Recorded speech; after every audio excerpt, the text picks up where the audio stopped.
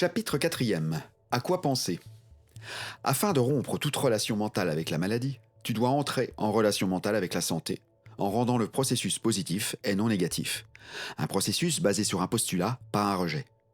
Ton but est de recevoir ou t'approprier la santé, au lieu de rejeter ou renier la maladie. Renier la maladie n'accomplit presque rien. Cela ne sert pas à grand chose de chasser le diable et de laisser la maison vide, car il reviendra tantôt avec d'autres qui sont pires que lui. Lorsque tu entres en relation mentale complète et permanente avec la santé, tu dois nécessairement cesser toute relation avec la maladie. Le premier pas dans la science du bien-être est donc d'entrer en complète relation de pensée avec la santé.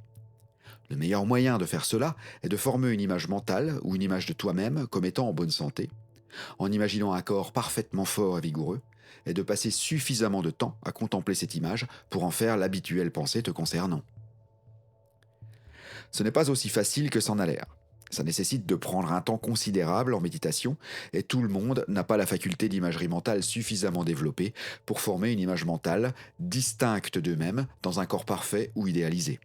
Il est plus facile, comme dans la science de l'enrichissement, de former une image mentale des choses qu'on désire avoir. Car nous avons déjà vu ces choses, ou leurs équivalents, et savons à quoi elles ressemblent. Nous pouvons les dépeindre très facilement depuis notre mémoire. Mais nous ne nous sommes jamais vus dans un corps parfait. Une image mentale claire est difficile à former. Il n'est pas nécessaire ni essentiel, cependant, d'avoir une image mentale claire de soi-même comme tu voudrais l'être. Il est seulement essentiel de former une conception de santé parfaite et de t'y unir.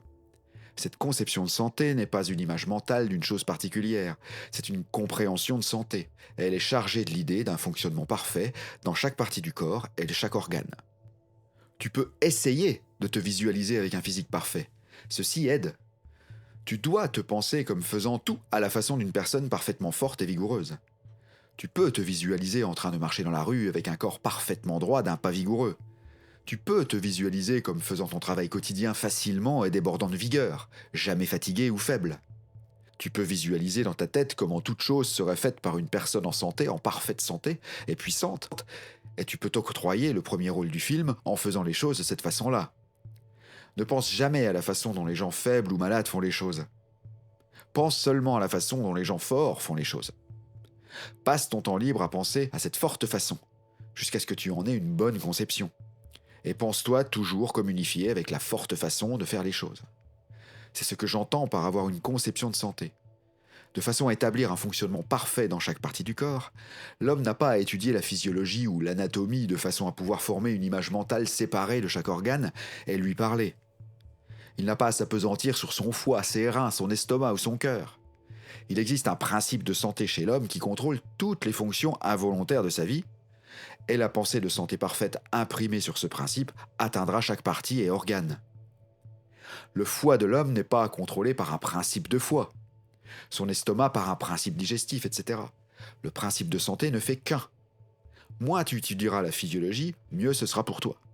Notre connaissance de cette science est très imparfaite et conduit à des pensées imparfaites. Les pensées imparfaites conduisent à un fonctionnement imparfait, qui n'est autre que la maladie. Par exemple, jusqu'à récemment, la physiologie établissait à 10 jours l'extrême limite pour un homme à rester sans nourriture.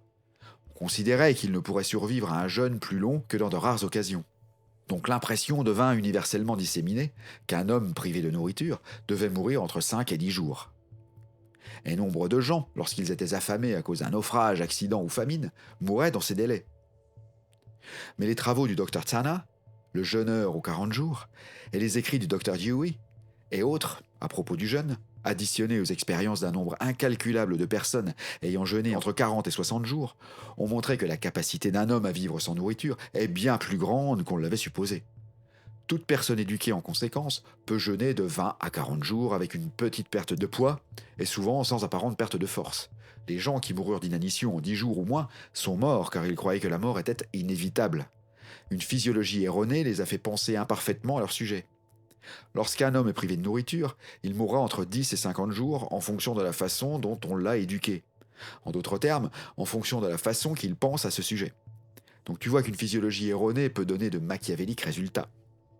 Aucune science du bien-être ne peut être fondée sur la physiologie actuelle. Ces connaissances ne sont pas suffisamment abouties. Avec toutes ces prétentions, on ne connaît que peu des fonctionnements et processus internes du corps.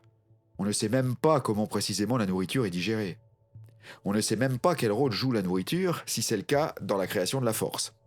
On ne sait pas exactement ce que le foie, la bile et le pancréas font, ou quel rôle jouent leurs sécrétions dans la chimie de l'assimilation.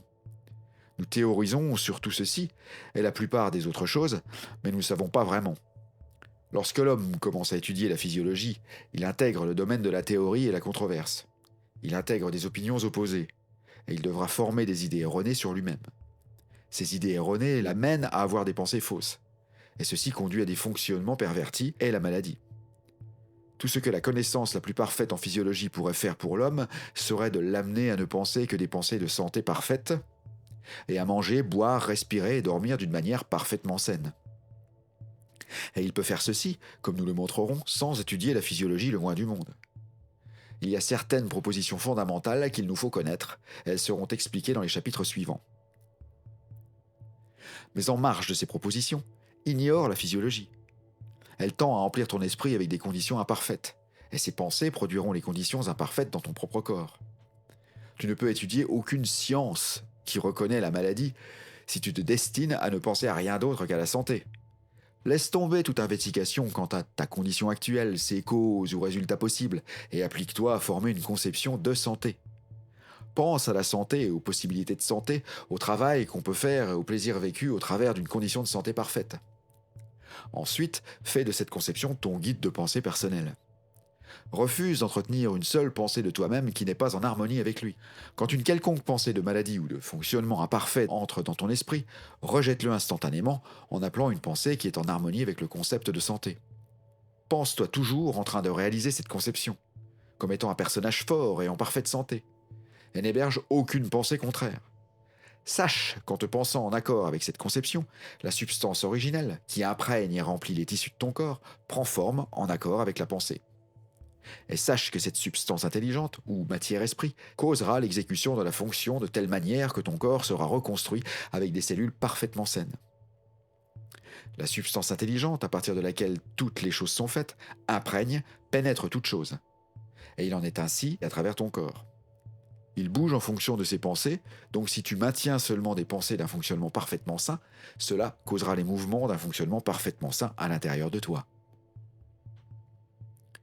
Accroche-toi avec persévérance à la pensée de santé parfaite en ce qui te concerne. Ne te permets pas de penser d'une quelconque autre façon. Maintiens cette pensée avec une foi parfaite que c'est un fait, que c'est la vérité. C'est la vérité tant que ton corps mental est concerné. Tu as un corps mental et un corps physique. Le corps mental prend forme exactement comme tu te penses, et toute pensée que tu maintiens continuellement est rendue visible par la transformation du corps physique à son image.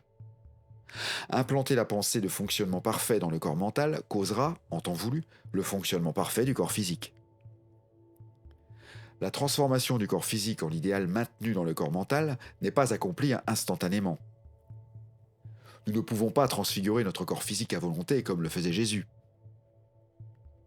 Dans la création et la recréation de formes, la substance bouge suivant des lignes fixes de croissance qu'elle a établies, et l'impression de pensée de santé dessus cause la formation du corps en bonne santé cellule par cellule. Ne maintenir que des pensées de santé parfaites causera obligatoirement un fonctionnement parfait, et le fonctionnement parfait produira, en temps voulu, un corps parfaitement sain. Il est bon de condenser ce chapitre en un programme. Ton corps physique est imprégné et rempli d'une substance intelligente qui forme un corps de matière-esprit. Cette matière-esprit contrôle le fonctionnement de ton corps physique. Une pensée de maladie ou de fonctionnement imparfait, imprimée dans cette matière-esprit, cause la maladie ou le fonctionnement imparfait dans le corps physique. Si tu es malade, c'est parce que des pensées fausses ont imprégné cette matière-esprit. Celles-ci peuvent avoir été soit tes propres pensées ou celles de tes parents. Nous commençons la vie avec beaucoup d'impressions subconscientes, soit justes, soit fausses. Mais la tendance naturelle de tout mental est de tendre vers la santé. Et si aucune pensée autre que la santé n'est maintenue dans le conscient, toutes les fonctions internes devront être exécutées d'une manière parfaitement saine. Le pouvoir de la nature en toi est suffisant pour surmonter toute empreinte héréditaire. Et si tu apprends à contrôler tes propres pensées, de telle sorte que tu ne penses que celles de santé, et si tu t'appliques à exécuter les fonctions volontaires de la vie d'une manière parfaitement saine, tu pourras être en bonne santé sans l'ombre d'un doute. En 1910, on en connaissait très peu en physiologie et en pathologie des fonctionnements internes du corps. Aujourd'hui, un siècle plus tard, malgré une progression considérable de la science médicale, le corps humain est toujours un grand mystère. Le procédé de dresser la carte du sophistiqué code génétique qui nous rend humains, le projet du génome humain, a remis en question ce que chaque médecin actuel avait appris à l'école à propos du fonctionnement basique des cellules et du rôle de l'ADN. Les implications de ceci sont au moins aussi dramatiques que pour la découverte que la Terre n'était pas plate. De façon surprenante, la fine pointe de la science soutient exactement ce que M. Wattles, l'auteur de ce livre, écrivait dans son dernier paragraphe et qui contient des répétitions. Le pouvoir de la nature en toi est suffisant pour surmonter toute empreinte héréditaire, et si tu apprends à contrôler tes propres pensées, de telle sorte que tu ne penses qu'à celles de santé, et si tu t'appliques à exécuter les fonctions volontaires de vie d'une manière parfaitement saine, tu pourras être en bonne santé sans l'ombre d'un doute.